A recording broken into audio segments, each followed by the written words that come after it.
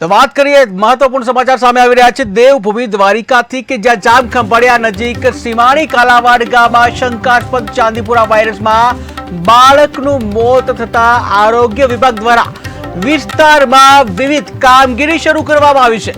ત્યારે મૃત બાળકના રહેણાંક વિસ્તાર તથા આસપાસના વિસ્તારોમાં આરોગ્ય વિભાગની ટીમને ઉતારવામાં આવી છે। આ સાથે જ જે યુદ્ધના ધોરણે વાયરસને ફેલાવતો અટકાવવા આરોગ્ય વિભાગની ટીમ દ્વારા વિવિધ કામગીરી કરવામાં આવી હતી।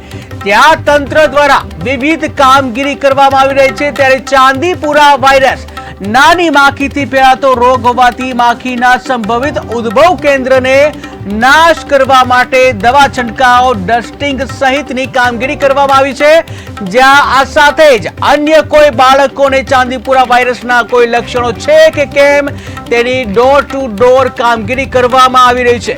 ત્યારે દ્વારિકા જિલ્લાના કલેક્ટર જીટી પંડ્યાના માર્ગદર્શન હેઠળ જિલ્લા આરોગ્ય અધિકારી પંડેરી દ્વારા આરોગ્યની ટીમો સાથે કાલાવાડ સીમાણી પહોંચી સાવચેતીના પગલાં શરૂ કરાયા છે। આ સાથે જ સમગ્ર જિલ્લામાં ડોક્ટરો પ્રાથમિક સામૂહિક આરોગ્ય કેન્દ્રનો સાવચેત કરાય છે કે જ્યાં સામૂહિક આરોગ્ય કેન્દ્ર છે તેઓને પણ સાવચેત કરવામાં આવે છે કે જ્યાં સમગ્ર રાજ્યમાં ચાંદીપુરા વાયરસને લઈને હાહાકાર મચી ગયો છે। ત્યારે દેવભૂમિ દ્વારિકા જિલ્લાની જે તંત્રની કામગીરી સામે આવી છે। શંકાસ્પદ ચાંદીપુરા વાયરસથી એક બાળકનું મોત નીપજ્યું છે કે જ્યાં બાળકનું મોત થતા ડોર ટુ ડોર કામગીરી હાથ ધરવામાં આવી।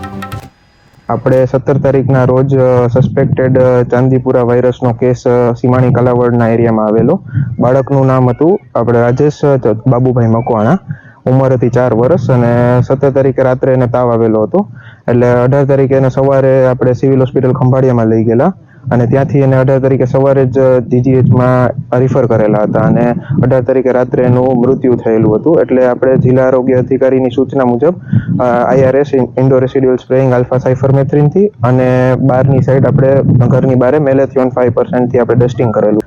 આપણે 17 તારીખના રોજ સસ્પેક્ટેડ ચાંદીપુરા વાયરસનો કેસ સીમાણી કાલાવડના એરિયામાં આવેલો। બાળકનું નામ હતું આપણે રાજેશ બાબુભાઈ મકવાણા,